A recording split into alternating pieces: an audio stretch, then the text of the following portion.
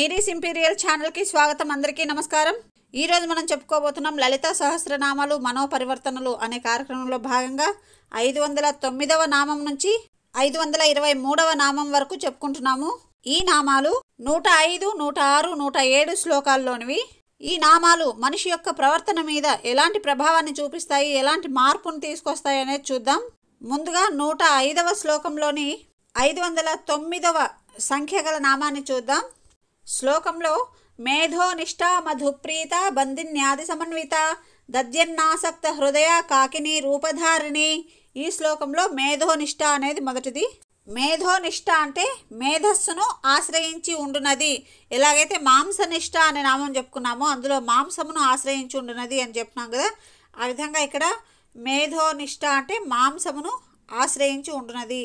యాదేవి సర్వభూతేషు మేధోరూపేణ సంస్థిత అంటారు కదా, అందువల్ల అమ్మవారిని మేధోనిష్ట అని చెప్పినారు. ఇక్కడ మేధస్సు అంటే బుద్ధి అని కాదు, ధారణా శక్తి అన్నమాట.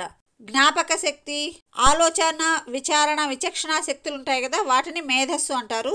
ఈ నామ ప్రయోజనం ఏమిటంటే, మన మెదడు ఉంటుంది కదా, మెదడు అనేది మెత్తని మాంసము కదా, ఇందులో న్యూట్రాన్స్, ప్రోటాన్స్ మొదలైన వాటి వల్ల మనకు ఆలోచన శక్తి జనిస్తుంది. కాబట్టి వాటి యొక్క రక్షణ, వాటి నియంత్రణ అనేది చక్కగా జరుగుతుంది. వీటి నియంత్రణ వల్ల మన మెదడు ఒక మంచి ఆలోచన కేంద్రంగా తయారవుతుంది, ధారణా శక్తి పెరుగుతుంది. ఇక్కడ ఇంకో విషయం ఏంటంటే, మేధోనిష్ట అనేదాన్ని మదము అని కూడా చెప్తాం. మదము అంటే శరీరంలో ఉండే కొలెస్ట్రాల్కి సంబంధించింది అనమాట. మన శరీరంలో గుడ్ కొలెస్ట్రాల్, బ్యాడ్ కొలెస్ట్రాల్ అనేవి ఉంటాయి. అందులో గుడ్ కొలెస్ట్రాల్ అనేది మన శరీరానికి మేలు చేస్తుంది. అది కూడా ధాతువుల్లో, సప్తధాతువుల్లో ఒకటి. ఖచ్చితంగా అది మన శరీరంలో ఉండవలసిన ఒక మంచి ఎలిమెంట్. మన శరీరంలో ఉండవలసినంత నీటి శాతాన్ని కంట్రోల్ చేస్తుంది. ఈ మదము, కొవ్వు అనే ధాతువు ఉండడం వల్లనే మనలో జ్ఞాపక శక్తి అనేది ఎక్కువగా ఉంటుంది. అంటే తగినంతగా ఉంటే మంచి ధారణా శక్తి ఉంటుంది. జ్ఞాపక శక్తి వేరు, ధారణా శక్తి వేరు. జ్ఞాపక శక్తి అంటే కేవలం మెదడులో స్టోర్ చేసుకొని ఉండడం. ధారణా శక్తి అంటే ఎక్కడైతే, అంటే మెదడులో ఏదైతే విషయం స్టోర్ అయిందో ఆ విషయాన్ని చక్కగా ప్రకటించగలగడమే ధారణా శక్తి. ఈ విధంగా జ్ఞాపక శక్తి మరియు ధారణా శక్తులు పెరుగుతాయి అమ్మవారి నామం వల్ల. తర్వాత నామం మధుప్రీత. ఇక్కడ మధువు అంటే 2 రకాల అర్థాలు ఉన్నాయి. ఒకటి తేనె, అంటే ఈ తేనెటీగల పువ్వుల నుంచి తీసుకొస్తాయి కదా మకరందము, దాన్ని మధువు అంటారు. ఇంకొకటి ఏంటంటే మధ్యమును కూడా మధు అని అంటారట. అమ్మవారిని మధుశాలిని అంటారు కదా. ఇక్కడ ఈ 2 ఎందుకు చెప్తారంటే, అమ్మవారిని పూజించేవారు 2 రకాలు ఉంటారనమాట. ఒకటి వామాచారులు, దక్షిణాచారులు అని. ఇంకొకటి అంటే ఈ దక్షిణాచారులనే సమయాచారులు అంటారని కూడా అనుకుంటాను నేను. ఈ దక్షిణాచారులు లేదా సమయాచార పద్ధతి పాటించే వాళ్ళంతా అమ్మవారికి తేనెని లేదా తేనెతో తయారు చేసిన వస్తువులను కానీ ఇలాంటి వాటిని నైవేద్యంగా సమర్పిస్తే, ఈ వామాచారులు అమ్మవారికి ఈ మద్యము లాంటి వాటిని నైవేద్యంగా సమర్పిస్తారనమాట. మనం ఈ నామ ప్రభావం చూసేద్దాం. పువ్వులలో ఎలాగైతే మకరందం ఏర్పడుతుందో ఆ విధంగా మనలో కూడా ఒక మధురానుభూతిని ఆనందించగలిగే ఒక తత్వం ఏర్పడుతుంది. అంటే ఏదైనా ఒక మంచి దృశ్యాన్ని చూసినప్పుడు, ఒక మంచి పాటను విన్నప్పుడు, సంగీతాన్ని విన్నప్పుడు, లేదా మనకు ఏదైనా ఆనంద క్షణాలు ఎదురైనప్పుడు వాటిని ఆనందంగా ఆస్వాదించే శక్తి ఉంటుంది. అంటే ఏ రసాన్ని ఆ రసంలాగా అనుభవించి ఆనందించే శక్తి అనేది ఉంటుంది. మనం కొంతమంది చూస్తుంటాం, ముభావంగా ఉంటారు. ఎంత పెద్ద జోక్ లాంటిది వేసినా కూడా వాళ్ళ ముఖంలో కాస్తంతైనా నవ్వు లాంటిది కనిపించదు. అలా ఉండడం ఒక రకమైన మానసిక స్థితి అన్నమాట. అలాంటి స్థితి లేకుండా అన్నిటినీ ఏ భావానికి ఆ భావకతను ప్రేరేపించి ఆనందించే ఒక తత్వము అలవడుతుంది. తర్వాతి నామం 511వది బంధిన్యాది సమన్విత. ఈ నామానికి అర్థం ఏంటంటే, బంధిని మొదలైన దేవతల చేత పరివేష్టింపబడినది. అంటే మనము కాళరాత్రాది శక్త్యౌఘవృత, అమృతాది శక్తి పరివేష్టిత ఇలా చెప్పుకున్నాం కదా. ఆ విధంగా ఇక్కడ ఈ అమ్మవారు ఎవరంటే స్వాదిష్టాన చక్రము. అంటే ఈ స్వాదిష్టాన చక్రం కూడా ఒక పద్మంలాగా అనుకుంటే దీనికి 6 దళాలు ఉంటాయని చెప్పుకున్నాం కదా. అంటే 6 శక్తి దేవతల చేత ఆ స్వాదిష్టాన చక్రము పరివేష్టింపబడి ఉంటుంది. అందులో ఒక శక్తి అమ్మవారు బందిని దేవత అనమాట.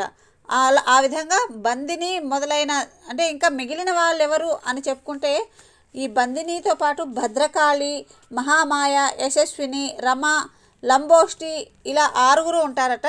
అందులో ఈ అమ్మవారిని ఇక్కడ మెన్షన్ చేస్తున్నారనమాట. కాబట్టి ఆ బందిని మొదలైన పరివార దేవతల చేత పరివేష్టింపబడి ఉంటున్నది అని అర్థము. ఈ నామ ప్రభావం చేత ఏమవుతుందో చూద్దాం. ఈ నామ ప్రభావం చేత మనము వర్ణమాల పలికేటప్పుడు అంటే చాలా మాటల్లో చెప్పుకున్నామంటే ఎన్నో నామాలు చెప్పేటప్పుడు మనం వర్ణమాలను సరిగ్గా పలకాలన్నా కూడా అమ్మవారి యొక్క కరుణ ఉండాలి అని ఎప్పుడో చెప్పుకున్నాం కదా. ఆ విధంగా ఇక్కడ ఈ అమ్మవారి నామ ప్రభావం చేత ఏంటంటే వర్ణమాలలోని బా, భా, మా, యా, రా, లా మొదలైన అక్షరాలని సరిగ్గా పలకడము సాధ్యమవుతుంది. అసలు ఈ అక్షరాల యొక్క ఫుల్ ఫామే బా అంటే బందిని, భా అంటే భద్రకాళి, మా అంటే మహామాయ, యా అంటే యశస్విని, రా అంటే రమ, లా అంటే లంబోష్టి. ఈ 6 దేవతలు అనమాట. కాబట్టి ఈ బందిని అమ్మవారు ఇంకా రాబోయే నామాల్లో మనం ఇంకా కొన్ని నామాలు చెప్పుకుంటాము. ఈ నామాల వల్ల మనకు వర్ణమాలలోని ప్రతి అక్షరము స్పష్టంగా పలకడం అనేది సాధ్యమవుతుంది.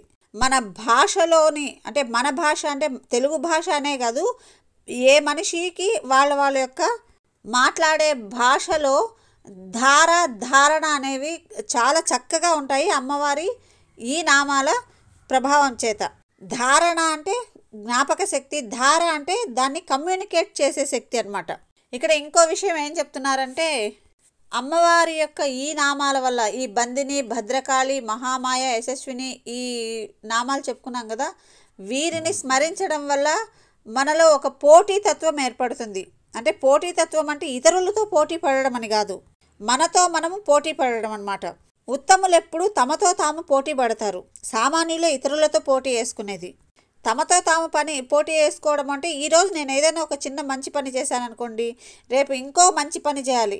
ఈరోజు నేను కొన్ని పేజీలు చదివాను, రేపు ఇంకొన్ని పేజీలు చదవాలి. ఈ విధంగా మనతో మనమే పోటీ పడే ఒక శక్తి మనలో, ఒక తత్వం అనేది అలవడుతుంది.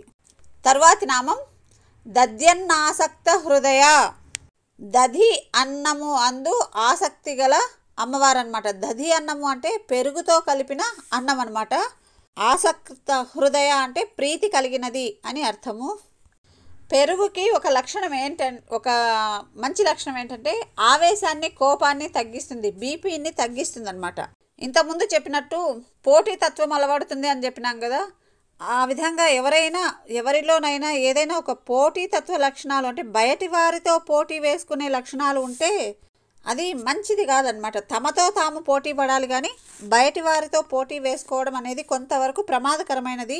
అటువంటి లక్షణాలు ఉన్న వాళ్ళు ఆ లక్షణాన్ని కాస్త తగ్గించుకోవాలి అనుకుంటే అమ్మవారి యొక్క ఈ నామం జపిస్తూ ఈ పెరుగన్నాన్ని అమ్మవారికి నైవేద్యం పెట్టి పూజిస్తే వాళ్ళల్లో అనవసరమైన విషయాల్లో ఇతరులతో పోటీ పడాలనుకునే తత్వం కానీ, అసూయ లాంటివి కానీ, పొసెసివ్నెస్ లాంటిది కానీ ఇలాంటివి లక్షణాలు ఏవీ లేకుండా ఉత్తమమైన లక్షణాలతో గౌరవ మర్యాదలని పొందగలుగుతారు. తర్వాతి నామం కాకిని రూపధారిణి. కాకిని అనేది ఒక పేరు అనమాట. ఈ పేరు గల దేవత రూపము కల అమ్మవారు అని ఈ నామానికి అర్థము. ఈ నామ ప్రభావం చేత మనం ఇందాక చెప్పుకున్న బా, భా, మా, యా, రా, లా ఈ అక్షరాలని చక్కగా పలకడానికి సాధ్యమవుతుందన్నాం కదా. వాటికి కావలసిన శక్తి అనేది చైతన్యవంతం అవుతుందన్నమాట. మనం చూస్తుంటాం చాలామంది రా అక్షరాన్ని పలకలేరు. బా, భాలలో భా మహాప్రాణాన్ని కూడా పలకలేరు చాలామంది. మా అనే అక్షరాన్ని 2 పెదవులు కలిపి పలకడానికి చాలా ఇబ్బంది పడుతుంటారు. ఇలాంటి ఇబ్బందులన్నీ తొలగి స్పష్టమైన ఉచ్చారణ కోసం మంచి శక్తి అనేది విడుదలవుతుంది మన శరీరంలో. తర్వాత శ్లోకము మూలాధారంభుజారూఢ పంచవక్త్రాస్తి సంస్థిత అంకుశాది ప్రహరణ వరదాది నిషేవిత. ఇందులో మూలాధారాంబుజారూఢ ఇది ముందుగా చెప్పుకుందాం.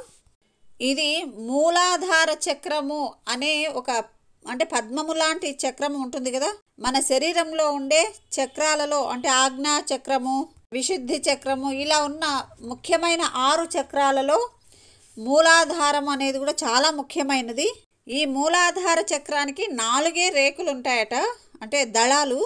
ఈ నామ ప్రభావం చేత ఏంటంటే ఎవరికైనా చదువు మీద విద్య యందు ఆసక్తి లేకపోతే వాళ్ళు అమ్మవారి యొక్క ఈ నామాన్ని స్మరించడం వల్ల మంచి విద్యావంతులు అవుతారు. తమ పిల్లలు విద్య యందు మంచి శ్రద్ధని ప్రతిభని కనబరచాలనుకునే తల్లిదండ్రులు కానీ లేదా వారికి వారే అయినా కూడా అమ్మవారి యొక్క ఈ నామాన్ని స్మరిస్తూ పెసరపప్పుతో కూడిన అన్నాన్ని తయారు చేసి, అంటే మనము పొంగలి పులగము లాంటిది అంటుంటాం కదా, అలాంటిది తయారు చేసి అమ్మవారికి దాన్ని నైవేద్యం చేసి అమ్మవారి నామాన్ని వీలైనన్ని సార్లు జపిస్తూ ఉంటే మనము కోరిన విద్య మనకు అబ్బుతుంది. అందులో మనము ఖచ్చితంగా దాని మీద పట్టు సాధించగలము. అలా అని అమ్మవారి నామం మాత్రమే జపిస్తే ఇంకా ఆ విద్యని చదవకుండా ఉంటే సరిపోతుంది అంటే అలా అని కాదు. మన ప్రయత్నానికి దైవము కూడా తోడయి మన ప్రయత్నము సులభం అవుతుంది. మనం కోరుకున్నది సాధించడం అనేది మనకి సులభం అవుతుంది.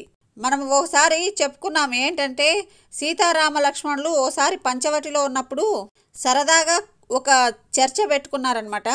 అందులో ఏంటంటే బలం, ఫలం, రసం, దీపం అనే 4 పదాలు వాటికి నిర్వచనాలు ఇచ్చుకుంటూ ఉన్నారు.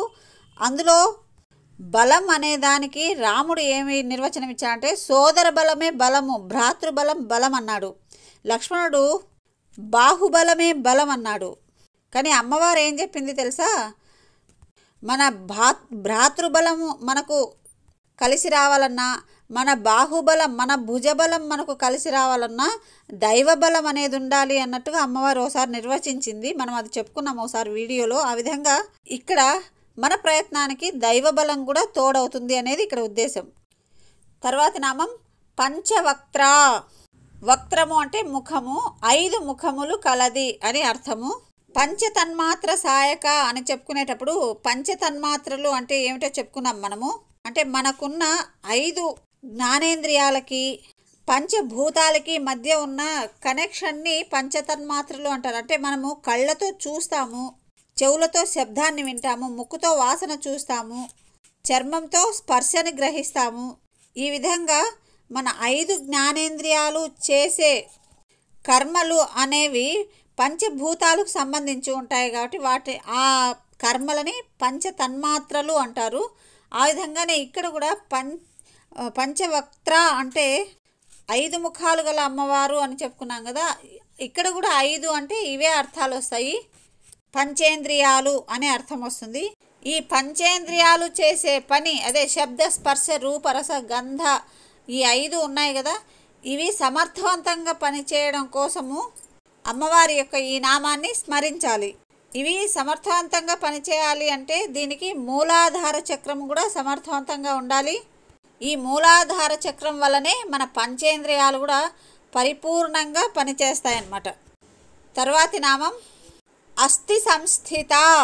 అస్థి అంటే ఎముకలు, ఎముకల యందు సంస్థిత అంటే చక్కగా ఆశ్రయించి ఉండేది అని అర్థం. సప్తధాతువుల్లో ఎముకలు కూడా ఒకటి కదా. ఈ ఎముకలు పుష్టిగా సమర్థవంతంగా ఉన్నప్పుడే మన శరీరం స్థిరత్వము, పటుత్వము చక్కగా ఉంటుంది. ఎవరైనా ఎముకలు బలహీనంగా ఉన్నవారు అంటే ఎముకల శక్తి బలహీనంగా ఉన్నవారు అమ్మవారి యొక్క ఈ నామాన్ని స్మరిస్తూ రోజు అమ్మవారికి ఈ పులగం, పెసరపప్పు బియ్యంతో కలిపిన పులగం అని చెప్పుకున్నాం కదా, దాన్ని సమర్పించి దాన్ని ప్రసాదంగా స్వీకరించిన వారికి ఈ ఎముకల పుష్టి, ఎముకల స్థిరత్వము, పటుత్వము అనేది ఏర్పడుతుందట. మన ఎముకల యొక్క రక్షణ, వాటి బలము, నియంత్రణ మొదలైన వాటికి ఒక శక్తి కేంద్రం అనేది ఏర్పడుతుంది ఈ నామం చేత. తరువాతి నామం అంకుశాది ప్రహరణ. అంకుశము మొదలైన ఆయుధములను ధరించి ఉన్నది అమ్మవారు అని అర్థం. మూలాధార చక్రంలో అంటే మూలాధార చక్రాన్ని అధిరోహించి ఉన్న అమ్మవారికి 4 చేతుల్లో 4 వస్తువులు ఉంటాయి. అవేంటంటే అంకుశము, కమలము, పుస్తకము, జ్ఞానముద్ర ఈ 4 ఉంటాయంట. అందులో అంకుశాన్ని కలిగి ఉంటుంది కాబట్టి అంకుశాది ప్రహరణ అన్నారు. అంకుశాన్ని దేనికి ఉపయోగిస్తారు అంటే ఏనుగులని చక్కగా నడిపించడానికి ఉపయోగిస్తారు. ఏనుగులు మందగమనం ఉంటాయి, అంటే చాలా స్లోగా నడుస్తుంటాయి కదా, వాటిని కాస్త ఫాస్ట్గా నడిపించాలి అంటే వాటి చర్మం మందంగా ఉంటుంది కాబట్టి వేరే దేనితో అయినా వాటిని కాస్త అదిలించాలి అంటే కుదరదు. కాబట్టి వాటిని నియంత్రించడానికి, కంట్రోల్ చేయడానికి అంకుశమే సరైన ఆయుధం అన్నమాట. అలాగే అమ్మవారు కూడా ఎందుకు తన చేతిలో అంకుశాన్ని కలిగి ఉంటుంది అంటే, మనలో ఏదైనా గ్రహ ప్రభావం చేత ఎక్కడ పనులు అక్కడ ఆగిపోయాయి అనుకోండి, అప్పుడు అమ్మవారిని మనం ప్రార్థిస్తే అమ్మవారి యొక్క కరుణ అనేది అంకుశంలాగా పనిచేసి ఆ మందగమనంలో నడుస్తున్న లేదా ఆగిపోయిన పనులను ఫాస్ట్గా జరిగేటట్లుగా చేస్తుంది అమ్మవారు. అలాగే ఇంకొకటి ఏం చెప్తున్నారంటే, మనలో ఎంతకి పోని అంటే నియంత్రించలేని ఒక పెద్ద మత్తగజం లాంటిది ఏంటిది అంటే అహంకారం అనేది. ఈ అహంకారాన్ని పెరగనివ్వకుండా, అది ప్రమాదకరం వైపు వెళ్లకుండా ఉండేట్లుగా అమ్మవారు మనల్ని నియంత్రిస్తూ ఉంటుందన్నమాట. తర్వాత నామం వరదాది నిషేవిత. మూలాధార చక్రాన్ని పరివేష్టించి ఉండే శక్తి దేవతల్లో వరద అనే అమ్మవారు కూడా ఉంటుందంట. ఆ వరద మొదలైన దేవతల చేత సేవింపబడిన అమ్మవారు అనేది ఈ నామానికి అర్థము. ఈ నామ ప్రభావంతో మన వర్ణమాలలోని 4 అక్షరాలని సమర్థవంతంగా స్పష్టంగా పలికే శక్తి కేంద్రం ఏర్పడుతుంది. ఏంటి ఆ 4 అంటే వా, శ, ష, స అక్షరాలంట. ఈ అక్షరాలకు సంబంధించిన పదాలు కానీ అక్షరాలు కానీ చక్కగా స్పష్టంగా పలకడానికి ఒక శక్తి అనేది మనలో జనిస్తుంది. ఉదాహరణకి షణ్ముఖుడు అనాలనుకోండి, ఈ ష అనే దాన్ని సరిగా పలకలేరు చాలామంది. ఇటువంటి అక్షర దోషాలని పోగొట్టి మంచి వాక్కులను ఇస్తుంది అమ్మవారి ఈ నామం. ఇప్పుడు నెక్స్ట్ మరో శ్లోకము. ముద్గౌదనాసక్త చిత్త సాకిన్యంబా స్వరూపిణి ఆజ్ఞా చక్రాబ్జ నిలయ శుక్లవర్ణాషడానన. ఇందులో ముందుగా ముద్గౌదనాసక్త చిత్త అనేది మొదటి నామము. ఈ నామ సంఖ్యపరంగా అయితే 519వ. ఈ నామం యొక్క అర్థము, అందులో అంతరార్థము, ఆ నామ ప్రభావము చూసేద్దాం. ముద్గౌదనము అంటే పెసరపప్పుతో తయారు చేసిన అన్నం అన్నమాట. ముద్గా అంటే పెసరపప్పు, ఓదనము అంటే అన్నము. మనకు మూంగ్ దాల్ అంటుంటారు కదా, ఆ మూంగ్ అనేది ఇలా ముద్గా అనే పదంతోనే వచ్చింది. ఈ విధంగా పెసరపప్పుతో తయారు చేసిన అన్నము అంటే ఆసక్తి, ఇష్టము, ప్రీతి కలది అని అర్థము. ఈ నామ ప్రభావంతో మనిషిలో దానగుణము అనే ఒక లక్షణం ఏర్పడుతుంది.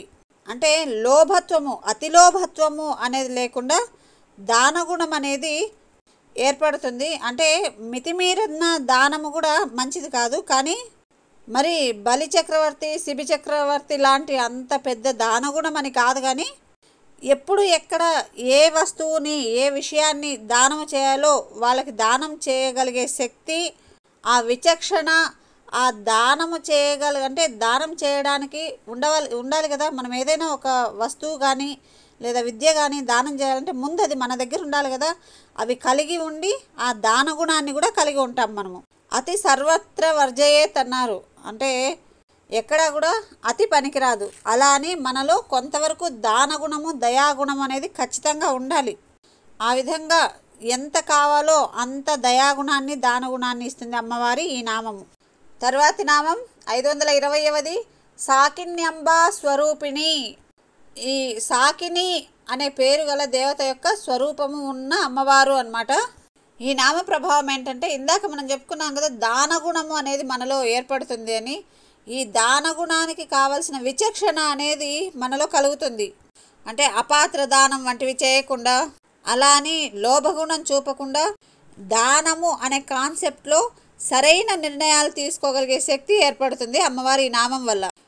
ఎగ్జాంపుల్ చెప్పాలంటే, ఒక కంపెనీకి హెడ్ అనుకోండి, మీరు ఎవరైనా ఒక సంస్థను స్థాపించారు, దానికి అధిపతి. ఆ సంస్థలో పనిచేస్తున్న వారికి అందరికీ వారి వారి వారి యొక్క అర్హతలను బట్టి వారికి తగిన జీతాలను ఇవ్వడము, అంటే వారి శక్తిని మనము మోసం చేయకుండా వారికి తగినంత విధంగా పనికి తగిన వేతనమో జీతమో ఏదో వారికి సమర్పించడము, సమయానికి ఇవ్వడము, ఇలాంటి ఒక మంచి లక్షణం అనేది, మంచి బుద్ధి అనేది ఏర్పడుతుంది అమ్మవారి నామం వల్ల.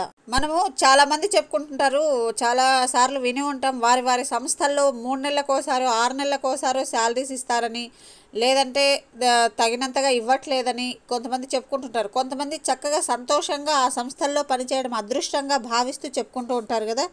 ఈ విధంగా ఎవరికి చెందాల్సిన దాన్ని వాళ్ళకి ఇవ్వాలి అనే ఒక భావన అనేది ఏర్పడుతుంది. తర్వాతి నామం ఆజ్ఞాచక్రాబ్జ నిలయ. ఆజ్ఞాచక్రము అనేది ఒక అబ్జము. అబ్జము అంటే పద్మంలాగా అనుకుంటే ఆ పద్మం నందు నివసించు అమ్మవారు అన్నమాట. ఈ ఆజ్ఞాచక్రము అనేది 2 కనుబొమ్మలకి మధ్య ఉంటుందట. ఇక్కడనే ఇడా పింగళ సుషుమ్న నాడులు అనేవి కలుస్తాయట. ఈ నామ ప్రభావంతో ఏంటంటే ఎక్కువగా మిత్రులను తయారు చేసుకుంటారనమాట. అందరితో స్నేహభావంగా ఉంటారు, ఎక్కువ మంది మిత్రులను కలిగి ఉంటారు. అలా ఎందుకు అంటే వీరి మనసు స్వచ్ఛంగా ఉంటుంది, ఆలోచన శక్తి చాలా చక్కగా ఉంటుంది, నలుగురికి సహాయం చేయాలనే సహాయ గుణము ఉంటుంది. ఎవరికైతే ఈ ఆజ్ఞాచక్రము చక్కగా పనిచేస్తుందో వారిలో దానగుణము, దయాగుణము, జ్ఞానము ఇవన్నీ చాలా సమర్థవంతంగా పనిచేస్తాయట.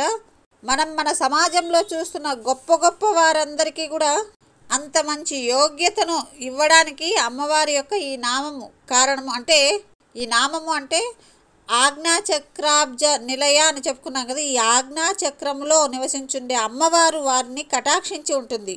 ఈ ఆజ్ఞాచక్రము చక్కగా సమర్థవంతంగా ఉన్నవారు మహా మేధోపరులై ఉంటారు. తమ జ్ఞానము, మేధస్సు, వివేకము మొదలైన వాటితో మిత్రులను సంపాదించుకుంటారనమాట. మనము ఏదో కథలో విన్నాం కదా, నీ మిత్రుల గురించి చెప్పు, నీవేంటో తెలుసుకుంటాను అన్నట్టుగా ఏదో ఒక చిన్న కథ లాంటిది ఉంది కదా.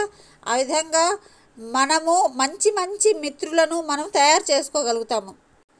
తర్వాతి నామం శుక్లవర్ణ. శుక్లవర్ణము అంటే తెలుపు వర్ణంలో ఉండేది అని అర్థము. ఈ చక్రం ఉంటుంది కదా, ఈ చక్రాన్ని అధిష్ఠించి ఉండే దేవత తెలుపు రంగులో ఉంటుందంట. సూర్యకిరణాలు ఎలాగైతే జ్ఞానానికి ప్రతీకలో ఆ విధంగా మన మెదడు కూడా ఒక సూర్యుని వలె మనకి మంచి మంచి ఆలోచనల కిరణాలు వెదజల్లుతూ పరిపూర్ణమైన జ్ఞానాన్ని సాధించగలిగే శక్తిని ఇస్తుంది అమ్మవారి ఈ నామం. అంటే ఏ విషయమైనా సగం సగం నేర్చుకోవడం కాకుండా సంపూర్ణ జ్ఞానాన్ని పొందగలిగే ఒక లక్షణాన్ని అలవాటు చేసుకుంటాం. తర్వాతి నామం షడానన. షట్ అంటే 6, ఆనన అంటే ముఖములు అని, 6 ముఖములు గల అమ్మవారు అని. ఇక్కడ ఓ రకంగా కుమారస్వామి పేరును కూడా సూచించడం జరిగింది. షడానన అంటే కుమారస్వామిని శక్తి అని కూడా పిలుస్తారు కదా. అమ్మవారికి కూడా శక్తి అనే పేరుంది. ఈ కుమారస్వామికి అమ్మవారికి అభేద్యంగా చెప్తూ ఈ పేరును చెప్పినారు. ఈ నామ ప్రభావం ఏంటంటే మనకు 5 ఇంద్రియములు ఉన్నాయి కదా, ఆ 5 ఇంద్రియాలు బయట నుంచి ఏదైనా సమాచారాన్ని తీసుకొచ్చి మెదడుకు లేదా మనసుకు ఇస్తాయన్నమాట.